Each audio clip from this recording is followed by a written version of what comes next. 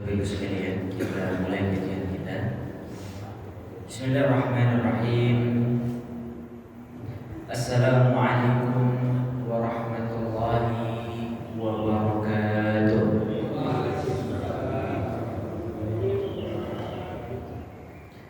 Alhamdulillah, alhamdulillahilladzi bi ni'matihi tatimmus shalihat. Alhamdulillahi hamdan katsiran tayyiban mubarakan fihi. Nahmaduhu subhanahu wa nashkuruhu wa min kulli dhanbin nastaghfiruh.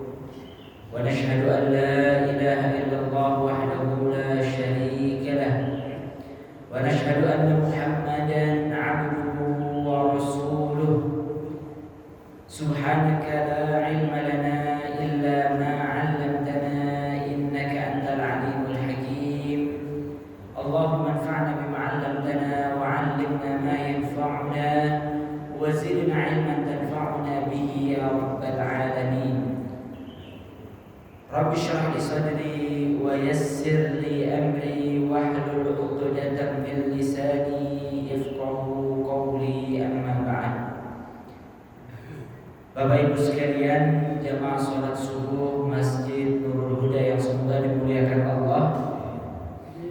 Alhamdulillah, bersyukur kita kepada Allah atas segala limpahan nikmat yang Allah karuniakan kepada kita semua. Tujuan Allah memberikan nikmat-nikmatnya kepada kita agar kita bisa mempergunakannya sebagai sarana wasilah untuk beribadah kepada Allah, bertaqarrub kepada Allah Subhanahu wa taala. Maka jangan sampai kita sia-siakan setiap nikmat-nikmat ini untuk hal-hal yang tidak disukai dan diridhai oleh Allah Subhanahu wa taala. Semoga kita semua yang hadir di sini dicatat oleh Allah ke dalam golongan orang-orang yang bersyukur. Amin ya rabbal alamin. Jamaah yang dimuliakan Allah, dalam kesempatan kali ini kita akan melanjutkan kembali kajian kita di dalam membahas fiqhus shalah, fikih seputar hukum-hukum salat, di mana pada pertemuan sebelumnya kita telah menyelesaikan pembahasan tentang fikih adzan wal iqamah. Maka untuk kesempatan kali ini kita akan melanjutkan pada tema fikih salat Jumat. Fikih salat Jumat. Baik, jamaah yang dimuliakan Allah, berbicara tentang salat Jumat, ini salah satu perintah Allah Subhanahu wa taala kepada orang-orang beriman, yaitu di dalam surat Al-Jumu'ah, ya. Saking pentingnya perintah ini sampai Allah Subhanahu wa taala menamakan salah satu surat dalam Al-Qur'an, yaitu surat Al-Jumu'ah, ya. Di mana perintah untuk sholat, melaksanakan sholat Jumat ini Allah sebutkan dalam surat Al-Jumu'ah ayat 9. Allah Ta'ala berfirman, Ya ayyuhalladzina amanu idza nudiya lis-salati min yaumil jumu'ah fas'au ila dzikrillahi wa dzarul bai'. Dzalikum khairul lakum in kuntum ta'lamun. Allah Subhanahu wa taala berfirman yang artinya, ya ayyuhalladzina amanu, wahai orang-orang beriman, idza nudiya lis-salati min yaumil jumu'ah, apabila kalian diseru, dipanggil untuk melaksanakan salat Jumat, maka fas'au ila dzikrillah, maka bersegeralah untuk mengingat Allah Subhanahu wa taala, artinya melaksanakan salat Jumat tersebut. Wa dzarul bai', dan tinggalkanlah jual beli, tinggalkanlah seluruh aktivitas-aktivitas kita. Biasanya, apalagi khususnya ya sholat Jumat ataupun umumnya sholat 5 waktu ya, kalau sudah terdengar panggilan adzan ya, mau itu pertemuan dengan presiden, wakil presiden, tamu dengan raja ya, menteri, ataupun kegiatan sepenting apapun itu, jual beli, belajar bahkan ya, maka kita tinggalkan. Artinya kita jeda sementara ya, kita jeda sementara untuk apa? Melaksanakan, memenuhi panggilan Allah Subhanahu wa ta'ala. Kenapa? Dzalikum khairul lakum in kuntum ta'lamun. Karena yang demikian itu mengerjakan dan memenuhi panggilan Allah Subhanahu wa ta'ala lebih baik bagimu jika kalian mengetahui. Baik, ini perintah dari Allah Subhanahu wa ta'ala untuk ya dalam hal ibadah sholat Jumat. Maka kalau kita melihat dari turunnya ayat ini, para ulama berbeda pendapat kapan diwajibkannya, ya kapan diwajibkannya, disyariatkannya sholat Jumat ini. Ya, ada dua perbedaan pendapat para ulama. Ada yang mengatakan, pendapat pertama mengatakan perintah untuk sholat Jumat ini diturunkan ketika telah di Madinah, artinya Rasulullah dan para sahabat telah berhijrah ke Madinah. Ini pendapat yang pertama. Baik.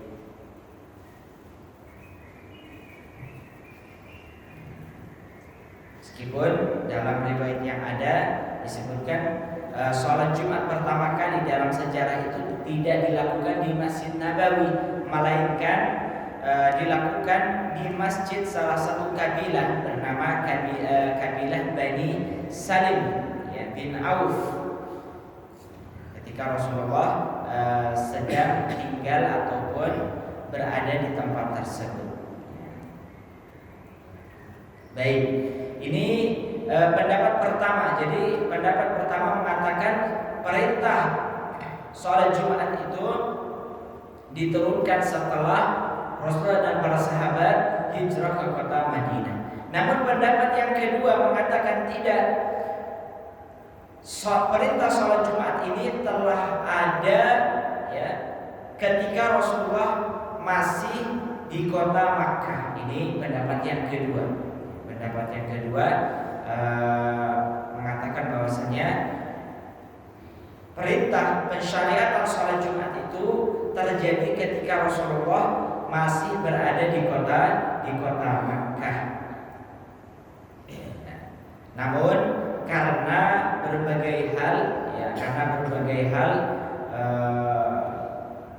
Rasulullah tidak bisa terang-terangan untuk sholat, ataupun jumlah kaum muslimin sebagian katanya ada yang sudah mulai berhijrah sehingga jumlah kaum muslimin tidak mencapai 40 orang sehingga belum ataupun kewajiban sholat Jumat menjadi gugur. Namun perintah sholat Jumat ini telah Allah turunkan saat Rasulullah dan para sahabat masih berada di kota Makkah. Baik, jamaah yang dimuliakan Allah, dan Rasulullah SAW menyebutkan tentang perintah sholat Jumat ini di dalam beberapa riwayat. Riwayat yang pertama diriwayatkan dari Imam Abi Dawud bahwa Rasulullah SAW bersabda, "Al-jumu'atu haqqun wajibun ala kulli muslimin fi jama'atin illa arba'atan." Salat Jumat itu kata Rasulullah adalah haqqun wajibun adalah kewajiban setiap muslim dengan berjamaah, ya, kecuali 4 orang. Ya, jadi sholat Jumat itu diwajibkan bagi setiap muslim dilakukan secara berjamaah kecuali 4 orang. Siapa itu? Yang pertama, ya, mamlukun, yaitu budak, wa mra'atun, wanita, wa sabiyun, bayi, ya, artinya anak kecil, wa maridun, orang sakit. Jadi 4 orang ini yang diberikan rukhsah ataupun tidak terkena kewajiban sholat Jumat, ya. Jadi bagi wanita, ya, tidak wajib untuk sholat Jumat, ya, namun wajibnya adalah sholat zuhur. Demikian juga anak kecil dan orang yang sakit. Orang yang sakit tidak wajib sholat Jumat, wajibnya hanya sholat zuhur, ya. Kemudian dalam riwayat yang lainnya Rasulullah menyebutkan, man taraka thalatha jumu'in tahawunan taba'allahu ala qalbihi. Barang siapa yang meninggalkan, ya, 3 kali sholat Jumat karena meremehkan, ya, karena meremehkan, bukan karena sedang safar, bukan karena sedang sakit dan lain sebagainya, tapi karena meremehkan, maka Allah akan menutup hatinya. Ini diriwayatkan oleh Imam Abu Dawud, At-Tirmidzi, An-Nasa'i dan yang lainnya. Dan masih banyak lagi, ya, riwayat-riwayat yang menjelaskan tentang anjuran ataupun perintah untuk melaksanakan sholat Jumat.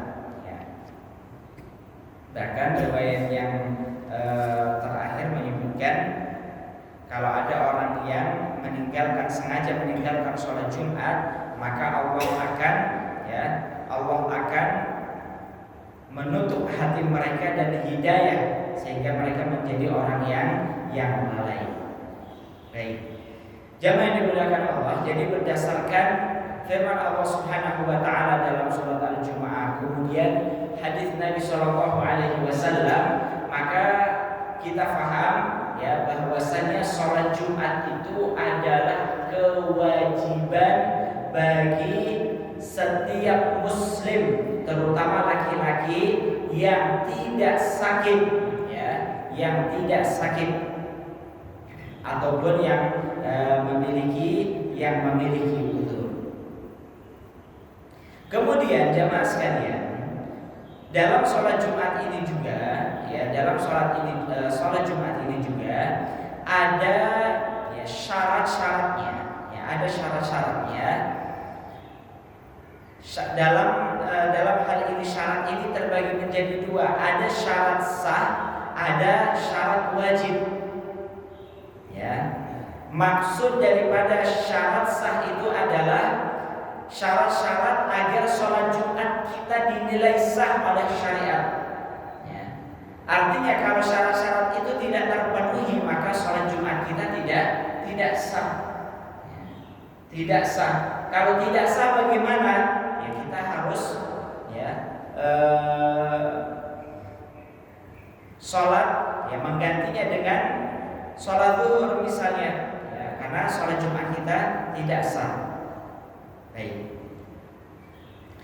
Dan yang kedua, selain syarat sah, ada juga syarat wajib. Apa maksud dari syarat wajib? Ya, yaitu syarat-syarat yang mewajibkan seseorang, ya, untuk sholat Jumat. Artinya, kalau dia tidak terpenuhi syarat-syaratnya, maka dia tidak wajib untuk sholat Jumat itu tadi. Baik, jadi dalam sholat Jumat ada 2 syarat, syarat sah dan syarat wajib. Baik, jangan dimuliakan Allah. Ada beberapa kategori di sini. Yang pertama, ada yang termasuk kedua-duanya masuk ke dalam syarat sah dan syarat wajib. Apa? Yang pertama adalah tempat, ya. Yang pertama adalah tempat. Artinya adanya tempat tertentu untuk sholat Jumat, ya. Jadi kalau tidak ada tempat, ya, tidak ada tempat untuk sholat Jumat, ya maka tidak syarat sah dan syarat wajibnya tidak terpenuhi. Kalau seperti itu bagaimana? Ya sudah, sholat zuhur, ya, karena dia tidak terkena kewajiban sholat Jumat, dan kalaupun dia melakukannya tidak sah. Jadi sholat Jumat itu harus ada tempatnya, ya, harus ada tempatnya. Baik, ini tempat ini menjadi syarat sah dan syarat wajib. Yang kedua, kalau para ulama dahulu menyebutkan, ya, izin penguasa, ya, izin penguasa. Artinya kalau zaman dahulu itu penguasa itu ataupun misalnya pemimpin, ya,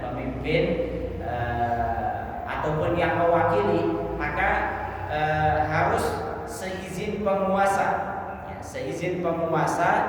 Dan karena apa? Kalau zaman dahulu itu penguasa itu sholat Jumat bersama kaum muslimin, ya, sholat Jumat bersama kaum muslimin. Ya. Baik, kalau mungkin sekarang, ya, kalau di suatu tempat ada aturan, misalnya kelurahan ataupun dari RT RW yang paling dekat, ya, menetapkan misalnya di RW ini hanya boleh satu tempat saja untuk sholat Jumatnya misalnya. Ini harus ditaati, ya, harus ditaati. Ya, karena apa? Sebagai penguasa, ya, penguasa sah di tempat tersebut. Ya. Baik, ini syarat yang kedua. Syarat yang ketiga yaitu adalah masuknya waktu, ya, masuknya waktu. Jadi menjadi syarat sah dan syarat wajib untuk sholat Jumat manakala telah masuk waktu, ya, waktu untuk sholat Jumat. Kapan? Menurut jumhur ulama, ya, yaitu mazhab Hanafiyah, Malikiyah dan Syafi'iyah, syarat wajib dan syarat sah sholat Jumat itu terkait dengan waktu, yaitu adalah masuknya waktu zuhur, ya, masuknya waktu zuhur sampai habisnya waktu sholat zuhur, ya. Jadi kalau belum masuk waktu zuhur, maka ada orang yang sholat Jumat, maka tidak sah sholat Jumatnya, ya. Kemudian kalau belum masuk waktu zuhur, maka dia belum wajib untuk melaksanakan sholat Jumat, ya. Namun kalau sudah masuk waktu zuhur di hari Jumat, maka dia sudah terpenuhi syarat wajibnya. Kemudian kalau dia melakukannya baru sah sholat Jumatnya, ya. Baik, meskipun ada mazhab Hanabilah, ya, berpendapat bahwasanya waktu sholat Jumat itu tidak mesti menunggu waktu zuhur masuk, ya.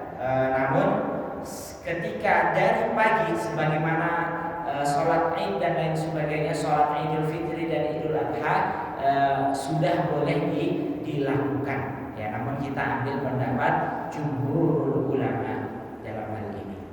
Baik, jadi ini tiga syarat, ya, yang membuat syarat wajib dan syarat sah untuk sholat Jumat, ya, berkaitan dengan tempat, izin penguasa dan masuknya waktu sholat Jumat. Kemudian adapun yang kedua, ya, yaitu yang untuk syarat wajibnya saja, ya, syarat wajibnya saja.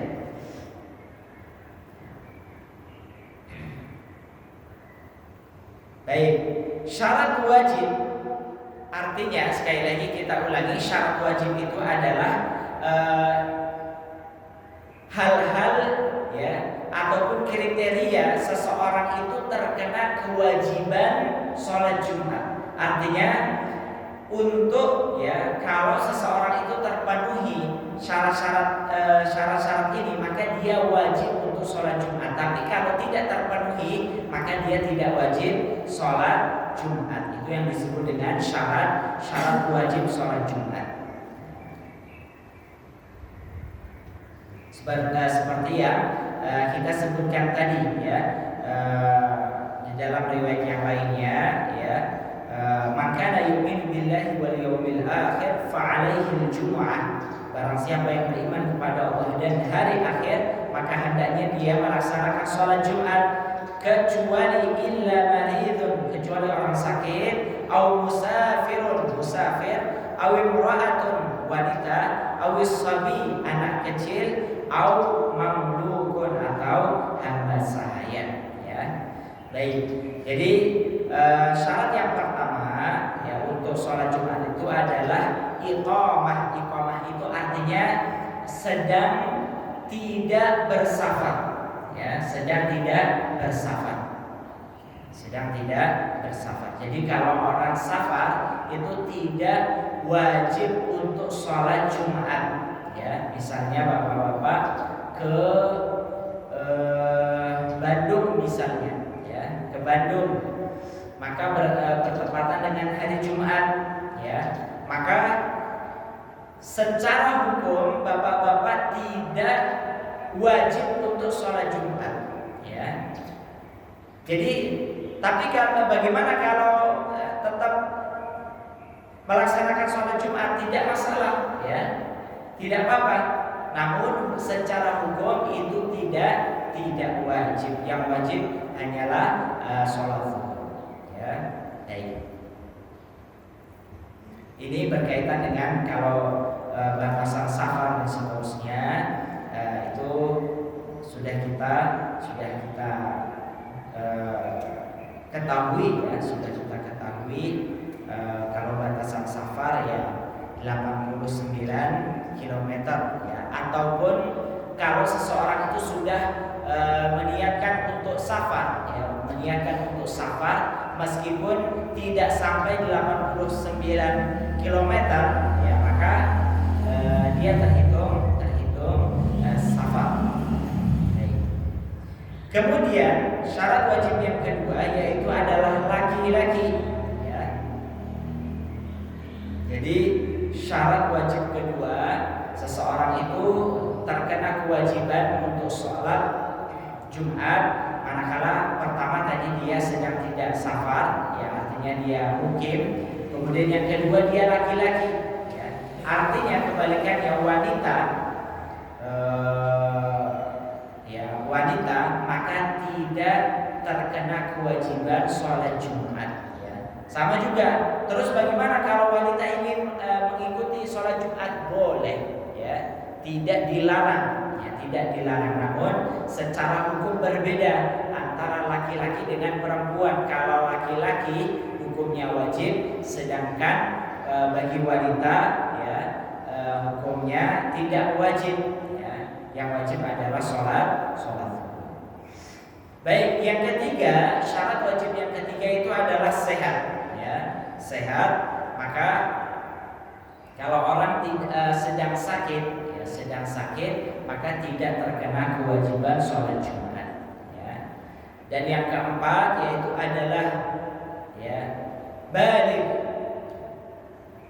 Jadi kalau anak-anak belum balik, maka belum terkena kewajiban sholat Jumat. Dan yang kelima yaitu adalah merdeka, bukan seorang budak. Itu untuk syarat wajibnya. Jadi kalau ada dari khususnya laki-laki, dari kelima syarat ini yang tidak terpenuhi, maka dia tidak wajib untuk sholat Jumat. Baik. Kemudian contohnya misalnya katakanlah kemarin Jumat ya, kemarin Jumat kita tidak bersafar, kemudian laki-laki, kemudian kita ya sehat, nggak sakit, kemudian sudah balik ya, kemudian kita bukan budak, maka terpenuhi kelima syarat syarat wajib sholat Jumat, maka kita wajib sholat Jumat. Kemudian ini syarat tadi syarat wajib. Kemudian yang kedua yaitu adalah syarat sah. Ya.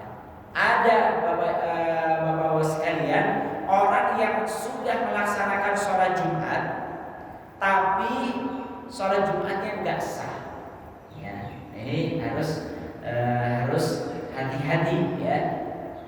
Tadi sudah sholat Jumat belum? Sudah, tapi ternyata sholat Jumatnya nggak sah. Karena apa? Tidak melakukan di antara syarat-syarat sahnya sholat Jumat. Ya. Maka ini yang kita harus hati-hati. Baik. Yang pertama syarat sahnya. Jadi sholat Jumat itu dinyatakan sah oleh syariat manakala apa? Yang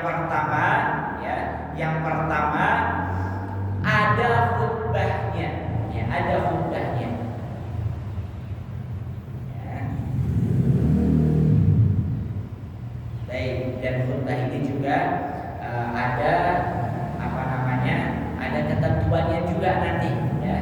Khutbahnya itu dianggap sah atau tidak itu juga ada syarat dan rukunnya. Baik, sebagian tempat ya di beberapa daerah lah ada yang kaum muslimin di daerah pedalaman enggak jadi sholat Jumat. Karena apa, Pak? Enggak ada yang bisa khutbah. Coba bayangkan ya. Jadi enggak jadi sholat Jumat. Ya, sudah pada ngumpul mau sholat Jumat, khatibnya nggak datang ya, atau nggak ada yang bisa khutbah Jumat ya, nggak ada yang bisa khutbah Jumat. Akhirnya apa? Ya sudah mereka sholat zuhur ya, sholat zuhur seperti itu. Makanya ini pentingnya kita berdakwah di pedalaman, di daerah-daerah yang terpencil ya, karena kebutuhan terhadap dai ya, terhadap ustadz yang bisa khutbah Jumat, bisa pengajian, bisa mengajarkan Al-Quran itu sangat minim sekali ya. Di mana hal ini tidak terjadi di perkotaan ya, jarang terjadi di perkotaan ya, meskipun kemungkinan itu ada ya. Misalnya di perkotaan ustadznya, khatibnya kena macet misalnya ya, kena macet, kemudian nggak ada yang berani khutbah Jumat meskipun baca. Nah ini repot juga ini, Pak ya. Dari sekian orang nggak ada yang berani khutbah Jumat. Makanya nanti insya Allah saya mau mengadakan pelatihan khutbah Jumat ya. Biar apa ya? Biar siapapun itu bisa ya, terutama bagi para DKM bisa mempersiapkan di antara jamaahnya ya, minimal bagian dakwahnya misalnya itu bisa khutbah, sehingga kalau ada khotibnya berhalangan mendadak maka siap untuk menggantikan ya. Siap ikut pelatihannya nggak kira-kira ini, Pak? Insyaallah siap ya. Baik. Ini syarat sah yang pertama. Jadi kalau sholat Jumat nggak ada khutbahnya, maka nggak sah sholat Jumatnya. Ya sudah, ganti sholat zuhur saja. Ya. Baik. Yang kedua, syarat sah yang kedua yaitu adalah berjamaah. Ya, berjamaah. Jadi kalau dan berjamaah ini para ulama berbeda pendapat ya. Setidaknya ada 15 pendapat yang menyatakan ya berapa sih batasan minimal jumlah jamaah dalam sholat Jumat itu, ya. Sehingga ada perbedaan pendapat dalam masalah ini. Kalau dalam mazhab Hanafiyah mengatakan jumlah minimal untuk sholat Jumat itu 3 orang selain imam, ya, 3 orang selain imam. Ini dalam mazhab Hanafiyah, ya. Maliki yang mengatakan itu minimal, ya, sholat Jumat itu secara berjamaah baru sah, ya, dinyatakan sholat berjamaah minimal 12 orang, ya, 12 orang. Sedangkan dalam mazhab Syafi'iyah dan Hanabilah menyarankan jumlah jamaah dalam sholat Jumat itu, ya, dihadiri minimal 40 orang, ya, minimal 40 orang. Dalilnya adalah sabda Rasulullah, "Madhatis sunnatu anna fi kulli arba'ina fasa'ida jumu'atan." Ya. Jumat, sholat Jumat di Madinah dengan jumlah peserta, ya, ataupun jamaahnya adalah 40 orang atau lebih, ya. Intinya dalam, kalau kita ditanya sholat Jumat itu, ya, syarat sahnya adalah berjamaah. Kalau ditanya berapa jamaahnya, berapa minimal jamaahnya, ya, maka para ulama berbeda pendapat. Kalau umumnya, kalau kaum muslimin di Indonesia bermadzhab Syafi'i, ya 40 dikenalnya, ya, minimal jumlah jamaah sholat Jumat itu 40 orang, ya, 40 orang.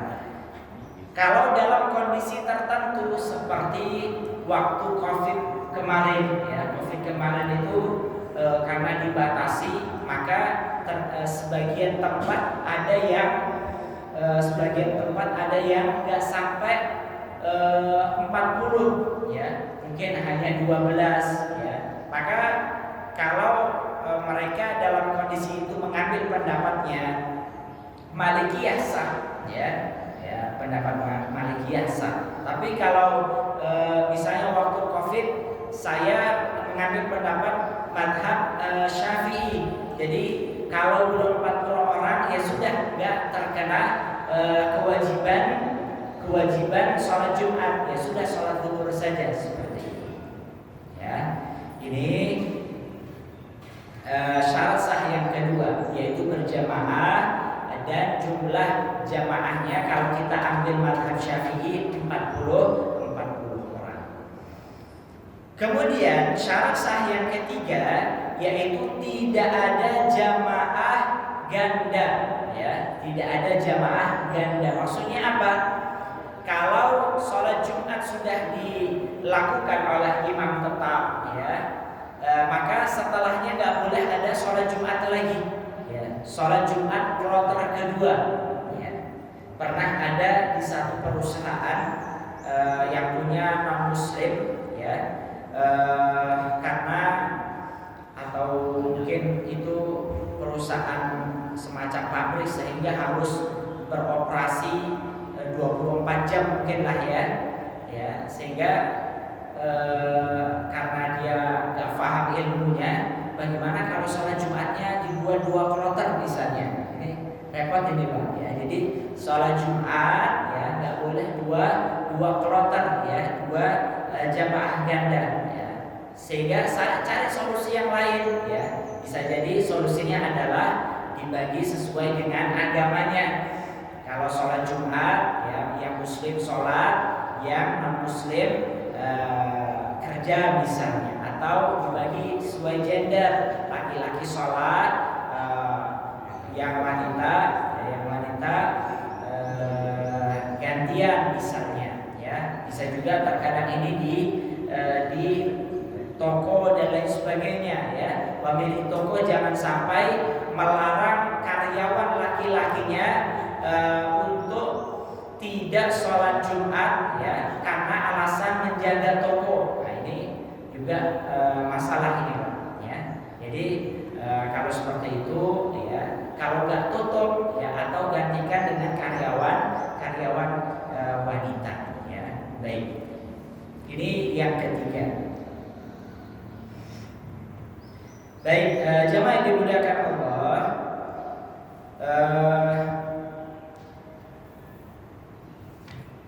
ini adalah tiga syarat sah dari sholat Jumat.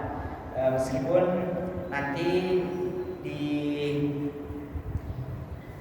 pertemuan berikutnya kita akan bahas pada pembahasan yang lain, yaitu bacaan pada sholat Jumat, kemudian syarat dari khutbah Jumat. Syarat dari khutbah Jumat akan kita jelaskan di pertemuan berikutnya, karena waktu sudah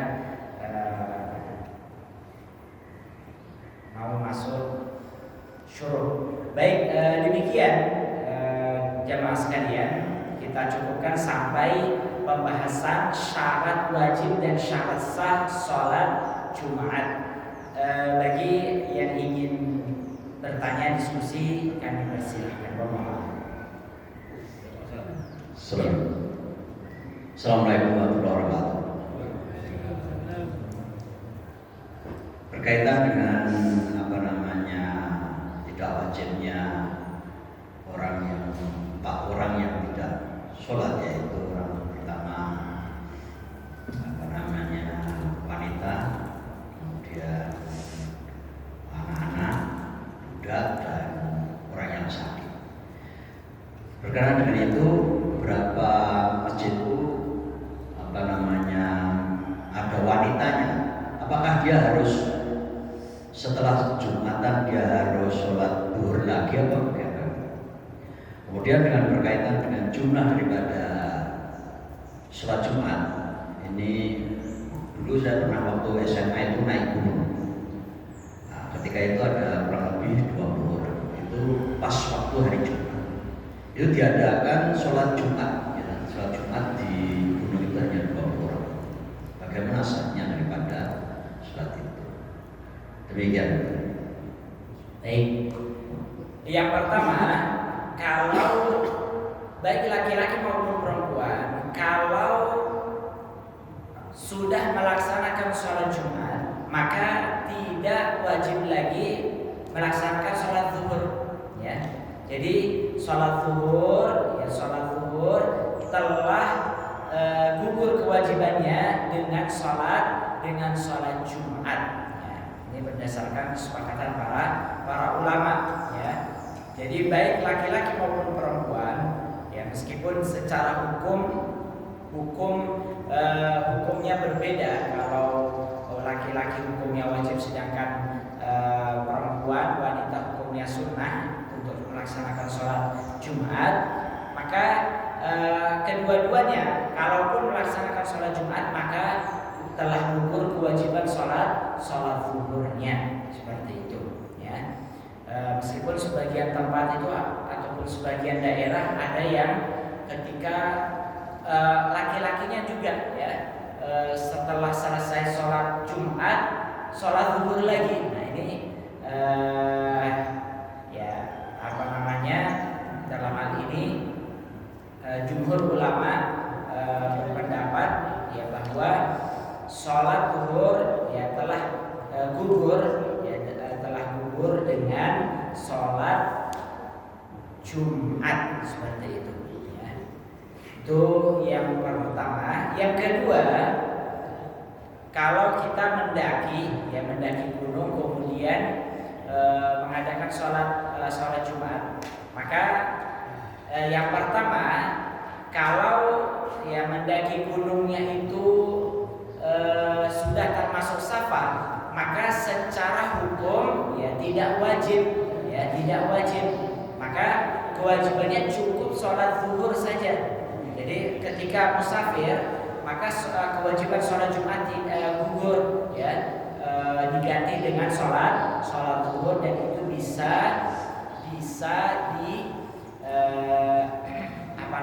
tidak ada batasan jumlah dan lain sebagainya, ya. Dan itu juga bisa dijamak, ya, bisa dijamak, seperti itu. Kemudian kalau yang lainnya, ya, kalau misalnya gunungnya dekat, namun dari segi jamaah jamaahnya tidak mencapai 40 orang. Kalau kita mengambil mazhab Syafi'i, maka tidak sah juga, ya tidak sah sholat Jumatnya. Maka bagaimana ya sholat zuhur seperti itu, ya seperti itu. Wallahu a'lam. Kalau sudah kejadian begini, apakah itu harus dikodok apa bagaimana? Ya. Nah, itu kan peristiwanya sudah lama banget. Ya. Kalau seperti itu, ya apa namanya, bisa kita kodok karena sholat Jumat kita itu tidak sah, itu yang pertama. Ataupun kita mengambil mazhab, kalau kita lihat dari segi jumlahnya, ya jumlah jamaahnya, kita ambil mazhab Maliki saja, seperti itu, sehingga itu sudah termasuk sah, ya, untuk kategori jamaahnya, seperti itu.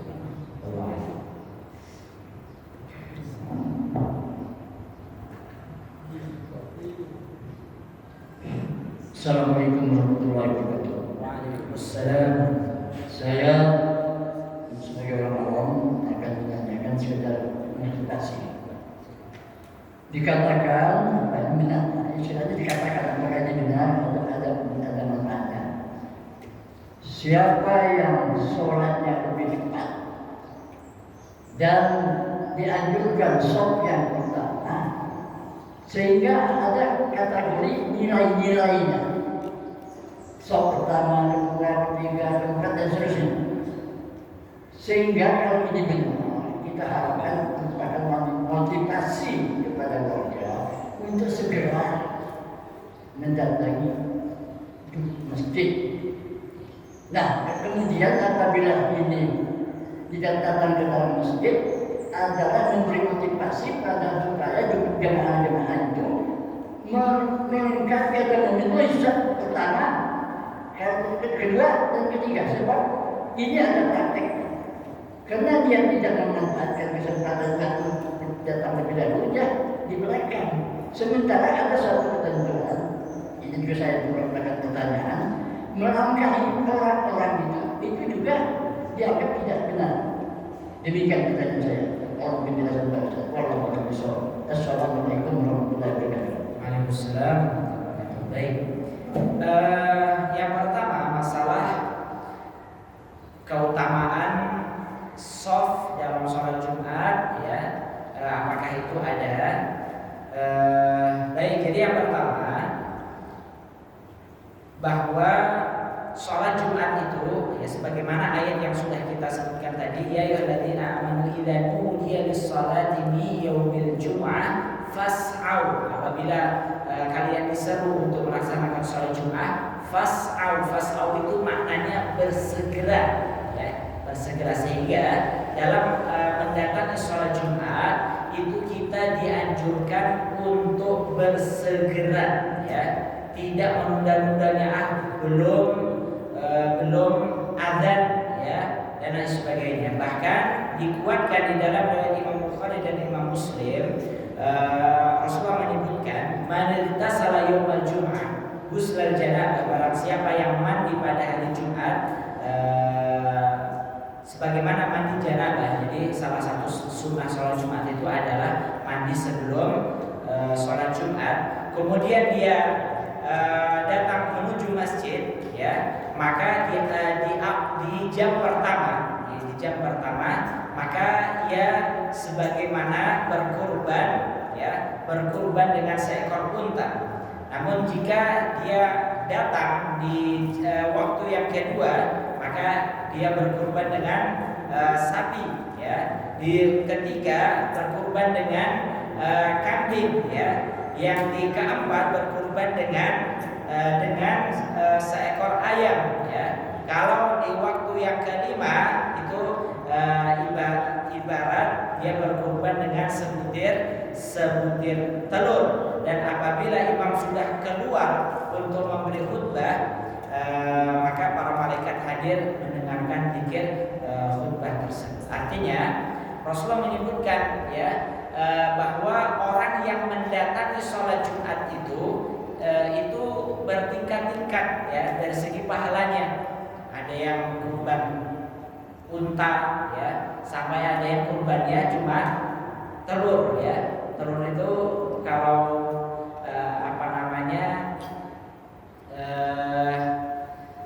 mungkin kalau sudah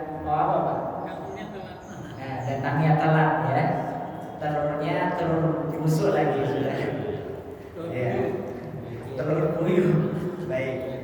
Nah, jadi dari ayat dan hadis ini terdapat perintah untuk kita segera datang mendatangi sholat Jumat ya, tidak menunda-nundanya. Itu yang pertama. Kemudian dan di dalam riwayat yang lainnya juga Rasulullah menyebutkan khairus sufi fil rijal awwaluha. Sebaik-baik shaf bagi laki-laki itu adalah di shaf pertama. Ini berlaku untuk seluruh sholat Jumat maupun sholat yang lainnya. Ya, artinya orang yang berada di shaf pertama itu adalah mendapatkan keutamaan. Ya, di shaf kedua, ketiga dan seterusnya. Jadi kalau kita mau mendapatkan pahala lebih dalam sholat jamaah ataupun sholat Jumat, cari langsung shaf pertama. Ya, ini kebiasaan kita di Indonesia justru carinya ya shaf belakang. Ya, shaf belakang dipenuhi dulu, baru tadi kesulitannya akhirnya orang yang datang belakangan melangkahi pundak-pundaknya seperti itu ya. Seperti itu mungkin Pak ya. Jadi dalam hal mendatangi dan shaf sholat itu ada keutamaan. Jadi yang di shaf pertama mendapatkan keutamaan lebih dibanding shaf belakangnya. Ada satu ini Ya. tanya saja. Ada juga yang mengatakan malaikat itu ada di depan pintu mencatat orang-orang yang datang, Mencatat orang yang yang masuk ke masjid untuk sholat. Apakah ini benar? tadi pas sholat subuh lihat nggak? Iya. Iya. Baik, saya belum mendapatkan riwayat yang menjelaskan bahwasannya malaikat itu mencatat di pintu masuk ya, pintu masuk orang yang sholat. Tapi yang pasti bahwa ma yafiru min qaulin illa ladaihi raqibun atid ya. Manusia itu ya jangankan untuk sholat jamaah Pak, dimanapun manusia itu ada raqibun atid. Ini bukan nama malaikat. Raqibun atid itu adalah malaikat yang disifati dengan raqibun atid, senantiasa dekat dan mengawasi ya, mencatat amalan ya yang kita lakukan ya. Jadi meskipun nggak berdiri di pintu masjid ya, malaikat itu ada yang berada di dekat kita mencatat setiap amal perbuatan kita termasuk perkataan kita. Seperti itu. Baik, yang lain Pak?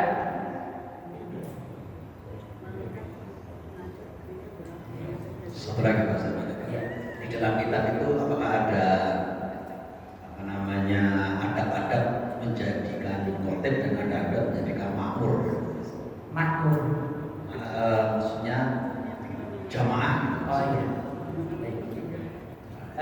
Baik, nanti insyaallah terkait dengan khutbah Jumat ya ada syarat, kemudian dan termasuk juga bagi khatib maupun bagi yang mendengarkan itu ada adab-adabnya. Insyaallah kita akan menjelaskan di pertemuan berikutnya. Insyaallah ada. Ya, karena banyak yang seperti adab dalam mendengarkan khutbah Jumat, karena masih banyak kaum muslimin yang belum paham dalam masalah khutbah Jumat ini ya.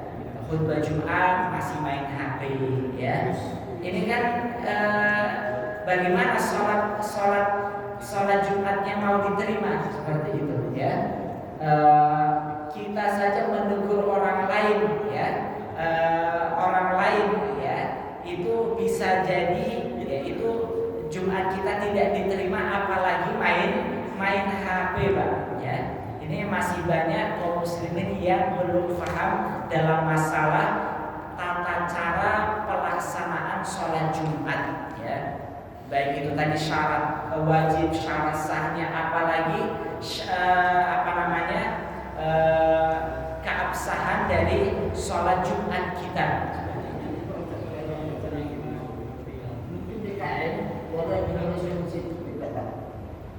DKM menuliskan catatan khusus untuk itu, sehingga diharapkan ke depan ada nilai dari kegiatan kita ini.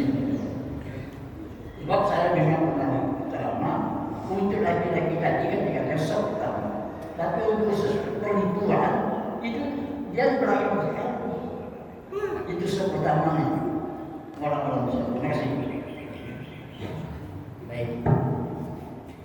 Ini masukan untuk DKM ini ya. Baik. Cukup Bapak-bapak? Cukup ya. Baik, alhamdulillah. Jemaah yang dimuliakan Allah, demikian yang dapat kita kaji bersama.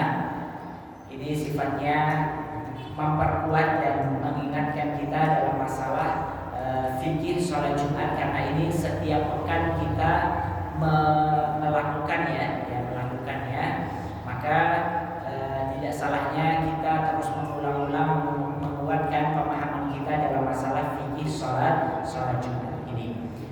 Demikian yang dapat kita pelajari bersama, semoga bermanfaat, dan kita sempurnakan majelis kita dengan membaca hamdalah dan doa kafaratul majelis. Alhamdulillahirabbil alamin.